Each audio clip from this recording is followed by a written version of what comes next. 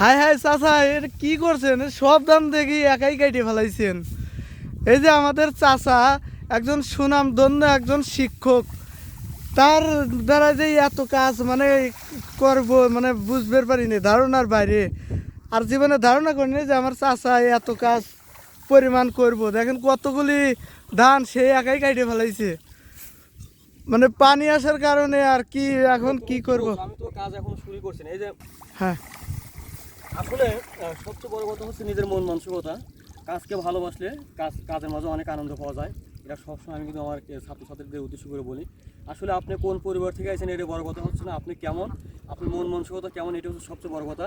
এটা আমাদের সবসময় মাথায় রাখতে হবে। আর সবচেয়ে বড় বিষয় হচ্ছিল আপনি যা কিছু করবেন নিজের জন্য না, আপনি করবেন দেশের জন্য, পরিবারের জন্য, সমাজের জন্য, এলাকার মানুষের জন্য, দেশের উন্নয়নের জন্য। এইভাবে যদি আমাদের মন মানসিকতা যদি তৈরি হয়, তাহলে আমাদের কোনো কাজকে ছোটো মনে হবে না, সেটা যত ছোটোই হোক। আর সবচেয়ে বড় কথা, সর্বস্তরে মানুষকে ভালোবাসতে হবে। এই কাজ কিন্তু একজন মানুষ কিন্তু করে, একজন কৃষক কিন্তু করে। আমি এটা করলে সমস্যা কি? আমার তো কোনো এখানে কোনো বিষয় নেই, does not matter in this fact. আমি আসলে মনে করি সবচেয়ে আই এম প্রাউডফুল, আমি যে কাজ করতেছি এটা আমার গর্ব। এটাই সবচেয়ে বড় কথা। আসলে কাজকে সবাই ভালোবাসুন, কাজের মধ্যে আনন্দ খুঁজে পাবেন, আর মন ভালো থাকবে, আর সকল স্তরের মানুষকে আপনি সম্মান দেওয়া শিখে যাবেন।